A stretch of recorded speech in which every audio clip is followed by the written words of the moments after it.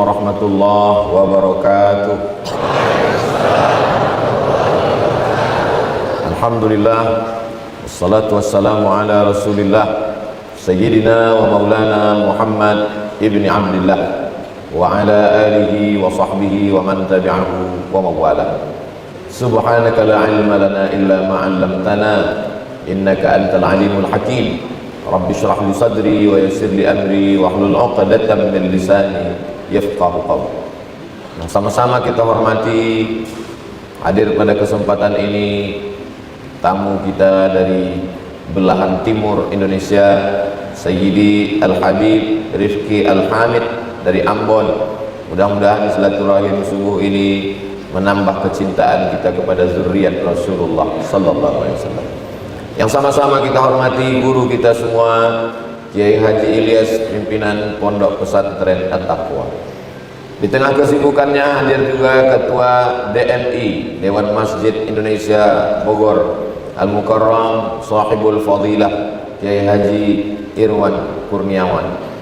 Bapak-bapak, ibu-ibu, alim ulama, tokoh masyarakat, tidak dapat saya sebutkan satu persatu, semuanya dimuliakan Allah Subhanahu wa taala. Amin ya rabbal alamin. Tema kita pada subuh ini menundukkan hawa nafsu. Inna ahadakum yujma'u khalquhu fi batni ummihi 40 yawman nutfah. Kamu diciptakan dalam rahim ibumu 40 hari dalam bentuk nutfah, cairan. Summa yakunu 'alaqatan misla dhalik. Kemudian berubah 40 hari dalam bentuk alaqah, darah. Summa yakunu mudghatan misla dhalik. Kemudian berubah 40 hari dalam bentuk mudghah, daging. 40 hari air, 40 hari darah, 40 hari daging. Summa yursalul malak.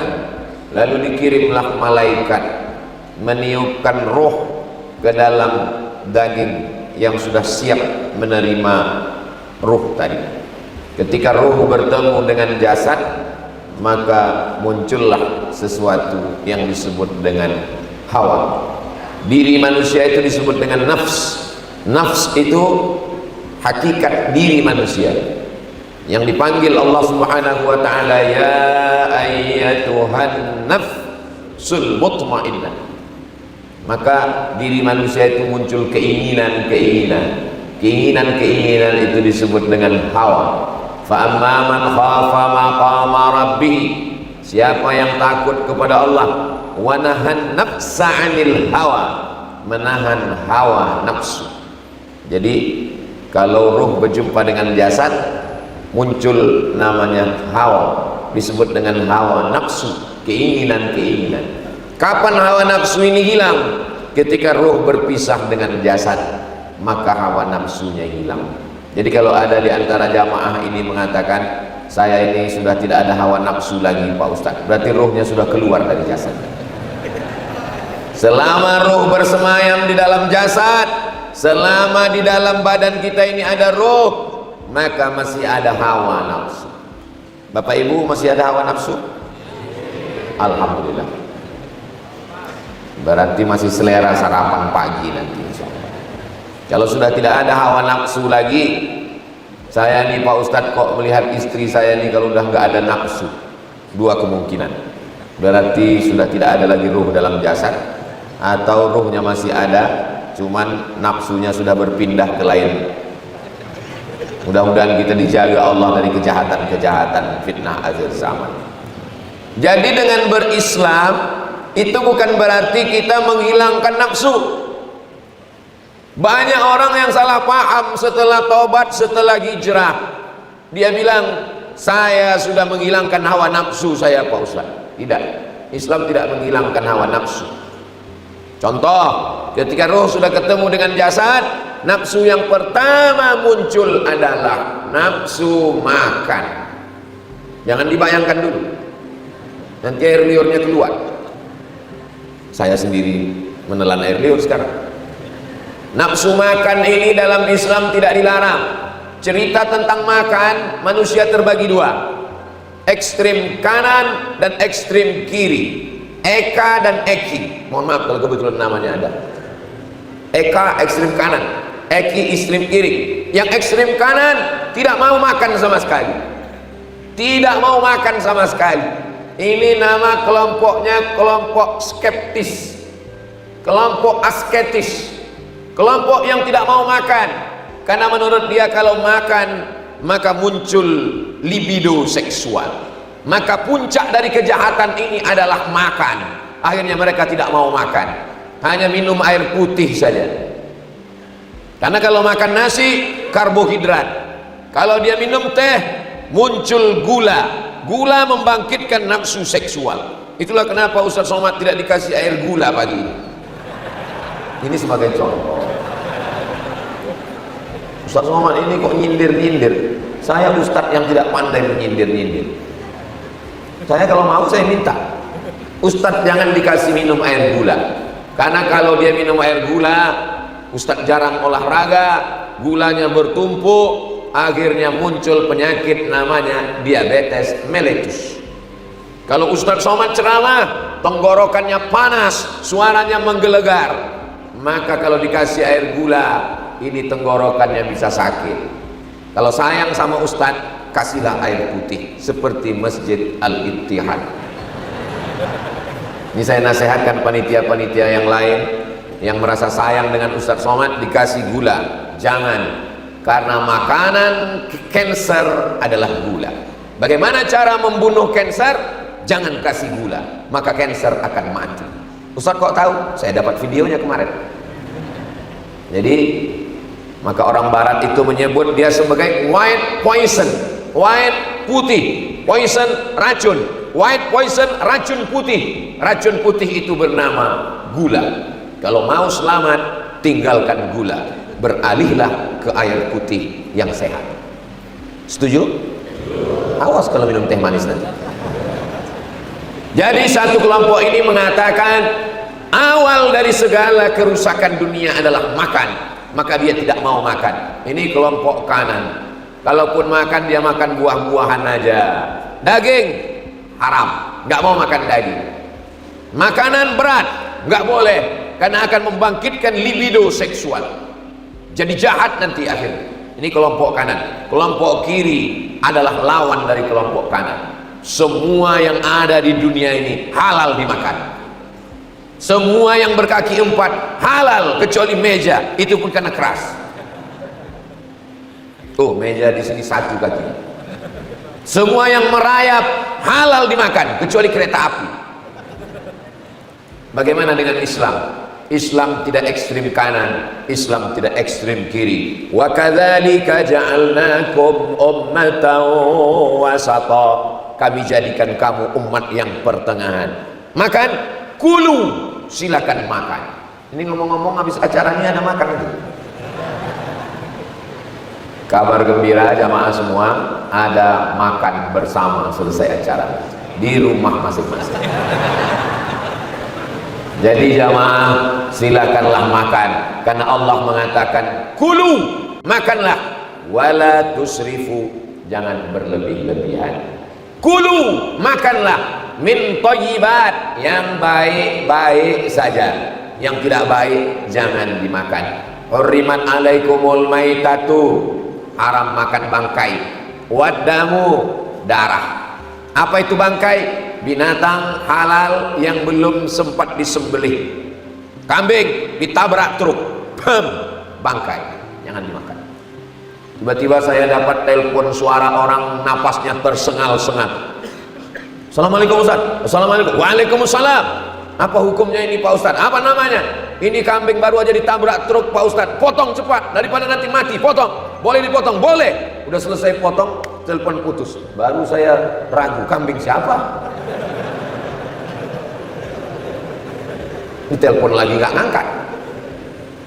Kambingnya halal, belum sempat dia sakratul maut langsung bismillah, Allahu Akbar, maka halal dia dimakan. Tapi kalau kambing orang nggak jelas pemiliknya, haram memakan bangkai. Wadamu, darah kambing ditampung di dalam piring, membeku, lalu kemudian dipotong-potong, ditauco, haram. Zaman saya kecil dulu di pasar itu banyak dijual dalam mangkok, namanya hati leher. Ada pula hati di leher. Darah ayam, darah kambing, darah sapi dipotong kecil-kecil, dimasak, ditoco. Haram hukumnya makan darah. Sumber segala penyakit. Yang suka makan darah, enggak mati-mati, Dracula. Lalu kemudian walahmul khinzir, babi, khinzir. Kamu kenapa makan babi? Diciptakan Tuhan untuk kita. Kenapa tidak dimakan? Kalau memang diciptakan Tuhan berarti baik, maka makanlah. Ini logika akal yang menyesatkan. Kenapa Allah ciptakan anjing, babi dan binatang yang haram? Padahal ini haram. Kenapa diciptakan Allah? Ini ujian bagi kita. Sama seperti adik-adik sekolah, ada multiple choice A, B, C. Jawabannya cuma satu yang benar. Lebih banyak yang benar apa yang salah? Lebih banyak yang salah. Yang benar cuma satu, yang salah dua. Kenapa memang salah? Berarti guru ingin menyesatkan. Guru bukan ingin menyesatkan, guru ingin menguji muridnya mana yang sudah bisa membedakan mana yang benar, mana yang salah. Ini boleh, ini tidak boleh. Ini dilarang, ini tidak dilarang. Jadi logika berpikirnya begitu. Sebaliknya orang berpikir tidak. Kalau sudah diciptakan halal, makanlah. Makanlah istrimu. Ini sudah diciptakan Allah untukmu. Ada yang boleh dimakan, ada yang boleh dilihat, ada yang boleh disentuh, ada yang dilarang Allah. Ini diciptakan bukan untuk dimakan, ini diciptakan sebagai ujian. Ini diciptakan bukan untuk dimakan. Justru kalau kita menjauhinya, kitalah yang lulus. Mana aturannya? Disebutkan Allah dalam Al-Quran. Wal munkhaniqatu, binatang tercekik. Wal mauquzatu wal mutaraddiyatu wan nati'atu. Wa ma akalas sabu'u, binatang yang diterkam oleh hewan buas, diterkam oleh singa. Habis dimakannya sedikit dia pun pergi. Rusanya sudah mati. Kita sampai rusa sudah mati. Daging rusa halal tapi belum sempat disembelih. Wa ma uhilla bihi li ghairillah, yang tidak disembelih atas nama Allah, disembelih atas nama setan, Lata, Uzza, Manat, Hubal, Jibti, Tawud, Naham, setan, jembalang tanah, hantu. Maka semuanya tidak halal dimakan. Maka dalam Islam, atib mat'amak, jaga makanan, takun mustajab dakwah, maka doamu akan dikabulkan Allah. Al-ma'idatu baitu kulli da, lambung adalah sumber segala penyakit. Maka sumber penyakit itu lambung. Maka untuk menyehatkannya, jagalah lambung kita hanya diisi makanan yang sehat-sehat saja. Jadi kalau ada bapak ibu yang masih punya nafsu makan, itu berarti masih manusiawi. Makanya tausiah subuh itu tidak boleh panjang-panjang, itu merusak selera makan. Termasuk subuh ini sudah dibatasi oleh protokol kita. Ustadz Somad hanya bicara sampai jam 6. Siap. Nanti ada beberapa pertanyaan yang akan saya jawab insya Allah. Indahnya ceramah tausiah di Masjid Al-Ittihad, legenda wisata. Betul. Jadi jamnya itu jelas, banyak jamnya. Ada jam di sana. Kalau mata Ustaz nggak jelas bisa lihat di sana. Jadi kalau saya ngelihat ke sana, itu artinya saya ngelihat waktu itu sudah. Bapak Ibu yang dimuliakan Allah Subhanahu wa taala, pertama nafsu makan. Jadi makan dalam Islam itu gunanya untuk apa? Liuqima sulbahu, menegakkan tulang belakang. Asal udah tegak tulang belakang, udah cukup. Karena sholat tegak tulang belakang. Allahu Akbar. Jadi nanti kalau ada orang yang sarapan nasi uduk masuk, lontong sayur masuk, soto Padang, soto Medan, soto Kudus, soto Lamongan masuk. Kalau ditanya kenapa kamu makan banyak sekali? Untuk menegakkan tulang belakang. Itu enaknya ngaji sama Ustaz Somad, dikasih dalil untuk yang mau makan banyak. Ustaz kenapa nggak makan? Saya makan banyak. Kenapa Ustaz nggak gemuk-gemuk? Ini sudah takdir dari Allah SWT. Nggak usah pikirkan omongan orang. Dunia ini aman-aman saja. Yang buat kita pusing itu omongan orang. Kurus dibilang kurang makan, gemuk dibilang penyakitan. Mau kurus mau gemuk nggak penting, yang penting sehat bisa beribadah. Ibu yang masih selera makan, makan saja, nggak usah pikirkan omongan tetangga. Setuju? Nah, makan. Ini sampai dimakan ditahan. Hidangan sudah terhidang, ada kepiting, ada cumi, ada ayam, ada daging. mau dimakan takut, makan terus, takut mati. 3 hari yang lalu saya dikirim video namanya diet ekstrim. Diet ekstrim, pagi makan buah, siang makan buah, malam makan buah, makan nasi sikit, tujuannya supaya sehat, mati. Makan aja. Ada zaman dulu sahabat Nabi nggak mau makan. Asumu wala uftir, saya nggak makan, puasa terus setiap hari. Nabi marah. Apa kata Nabi? Asumu, saya puasa, wa uftir, tapi saya juga berbuka. Wa ati dhi haqqin haqqahu, beri haknya. Inna li jasadika alaika haqqan, jasadmu ini punya hak, kasih dia makan. Jangan siksa tubuhmu. Gak usah pusing masalah makan ini, makan aja semua. Yang penting halalan thayyibah. Mudah-mudahan dengan makanan yang halal itu insya Allah badannya sehat walafiat insya Allah. Ini semua yang hadir ini semuanya sehat. Oh, Ustadz bilang kok sehat ya? Kalau dia ke masjid subuh itu sehat. Justru yang sampai sekarang belum bangun itu yang sakit semua. Enggak Pak Ustadz, badannya sehat. Di dalam tubuh yang sehat terdapat otak yang jahat. Kenapa? Allah saja dia khianati, apalagi kamu. Maka carilah calon suami yang sholat. Ini yang gadis-gadis yang belum nikah, kalau kalian mau melihat mana calon suamimu, inilah orangnya. Yang senyum yang belum nikah aja. Anak udah 3 senyum. Yang senyum itu sebenarnya ikut bahagia dengan kebahagiaan anak-anak muda ini. Luar biasa nih, banyak sekali anak-anak muda yang datang subuh ini. Kalau anak-anak muda sudah sholat subuh, insya Allah tidak lama lagi Palestina akan merdeka insya Allah. Dari bunyi takbirnya ini masih takbir orang-orang yang luar biasa. Allahu Akbar. Takbir orang lapar mungkin. Yang membuat Indonesia ini merdeka tanggal 17 Agustus 1945 bertepatan dengan hari Jumat 9 Ramadan. Itu yang berteriak 17 Agustus itu orang lapar atau orang kenyang? Orang lapar yang bisa berteriak menyerang Belanda. Serbu Belanda, takbir. Itu orang lapar. Orang kenyang mana bisa takbir? Negeri ini merdeka karena orang-orang lapar, tapi dia tetap makan. Allahu Akbar, Allahu Akbar. Allahumma laka sumtu wa bika amantu. Tapi perhatikan dulu azan maghrib. Ini kalau udah puasa ini semua azan itu mirip azan maghrib. Saya sanggup puasa tiap hari. Jangan 3 hari saja.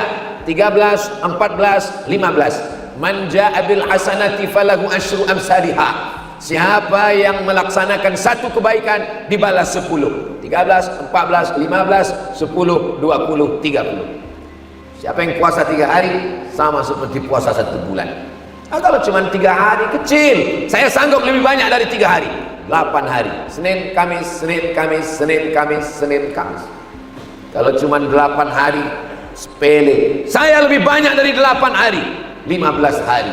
1, 3, 5, 7, 9, 11, 13, 15, 17, 19, 21, 23, 25, 27, 29. Namanya puasa Nabi Daud.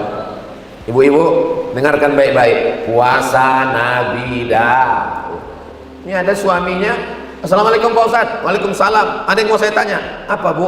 Suami saya itu sholat Nabi Daud Pak Ustadz. Sehari sholat, sehari enggak. Enggak ada itu. Mana ada sholat Nabi Daud?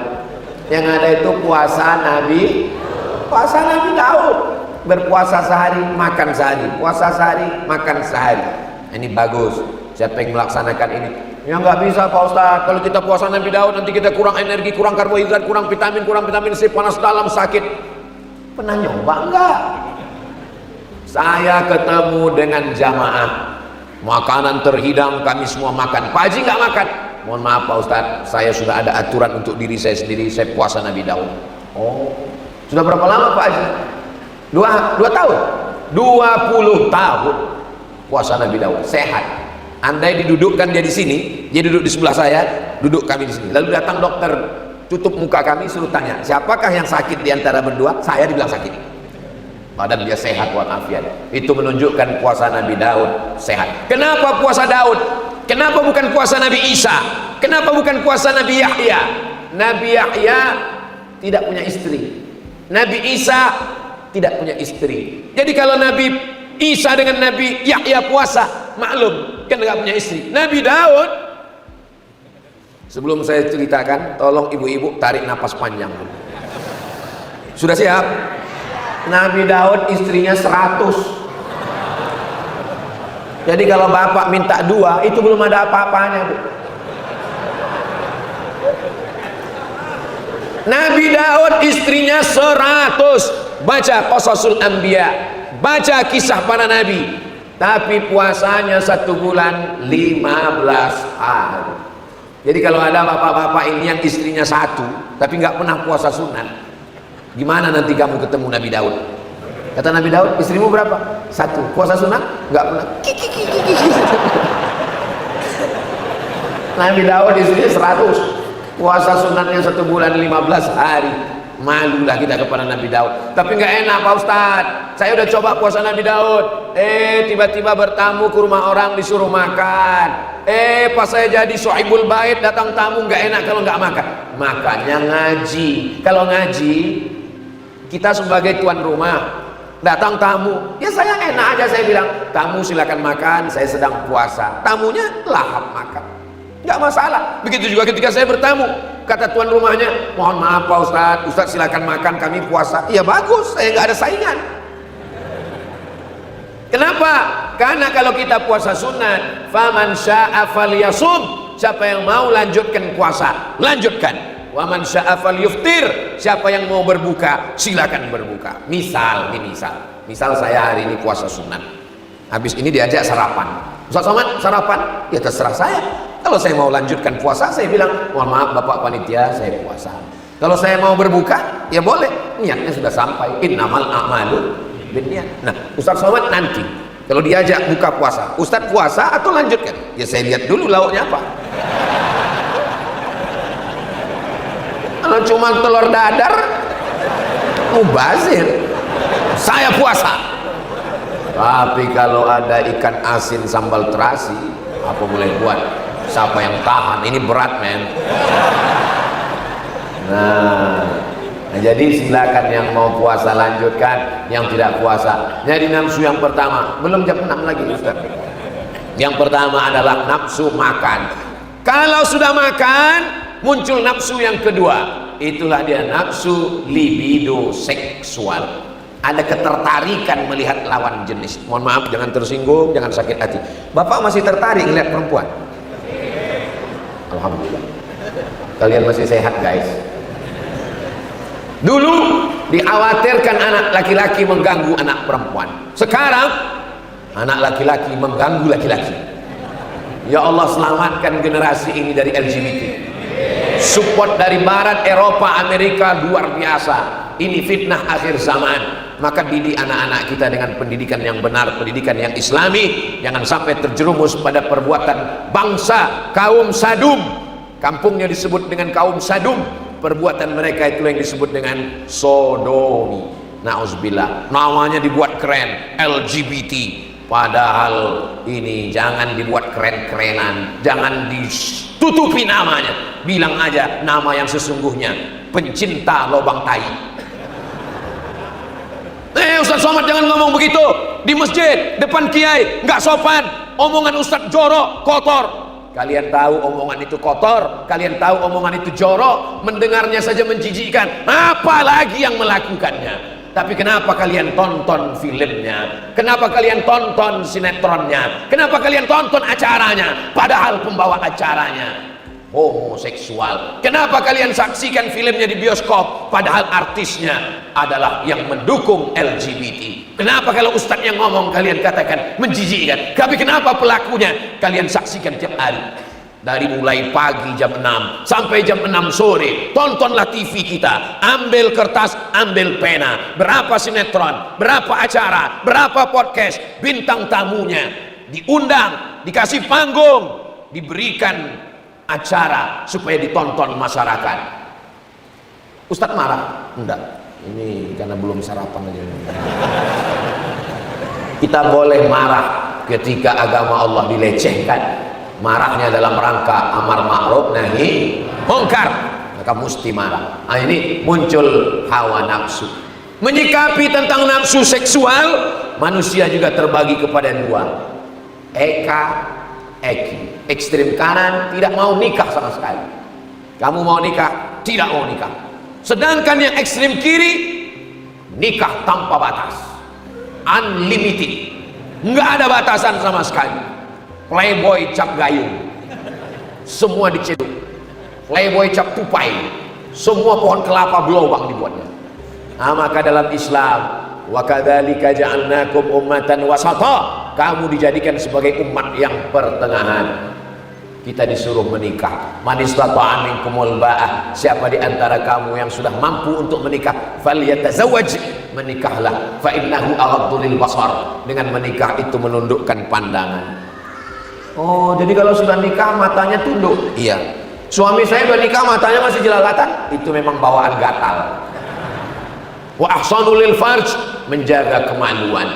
Fankihu ma taba lakum minan nisa'i masna, nikahilah perempuan yang baik-baik itu 2 orang, wa sulasa 3 orang, wa ruba 4 orang.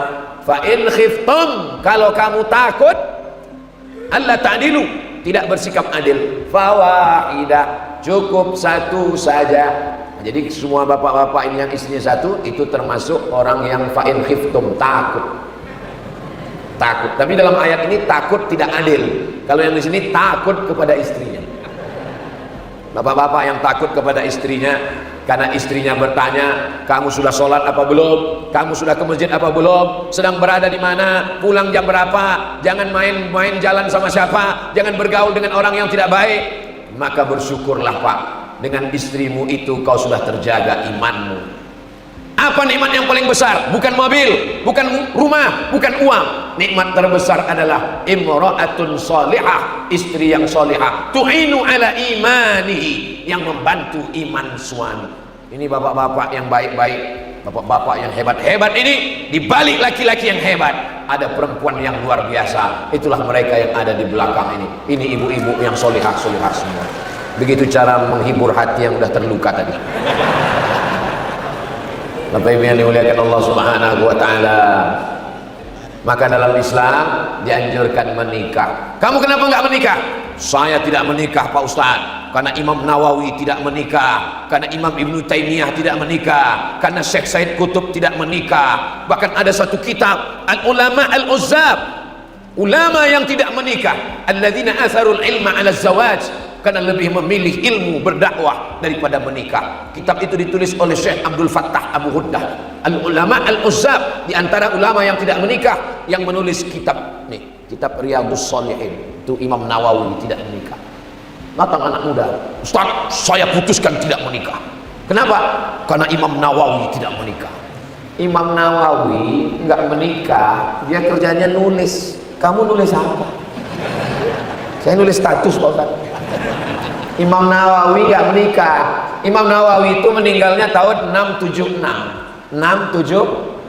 Sekarang 1445. Zaman Imam Nawawi 676, perempuan itu semuanya tertutup, yang terbuka itu cuma matanya. Zaman sekarang perempuan itu matanya tertutup, yang lain terbuka. Imam Nawawi sibuk menulis Arba'in, Imam Nawawi. Riyadhus Shalihin, Imam Nawawi. Al-Azkar, Imam Nawawi. Sahih Muslim disyarah Al-Minhaj, Imam Nawawi. Raudhatul Talibin min Umdatul Muftin, Imam Nawawi. Belajar ulumul hadis disyarah oleh Imam Suyuti. Tadribur Rawi syarah Taqrib, Imam Nawawi. Al-Majmu' syarah Muhazzab, Imam Nawawi. Imam Nawawi hanya menulis sampai akhirnya meninggal dunia. Itulah imam yang luar biasa. Imam Nawawi datang ke Mesir, mau ziarah ke kubur Imam Syafi'i. Baru melihat kubahnya dari jauh, menetes air matanya, bergetar jantungnya. Tidak jadi dia berziarah, tak sanggup menemui Imam Syafi'i walaupun sudah berada di liang lahat. Akhirnya dia pergi pulang ke Damaskus.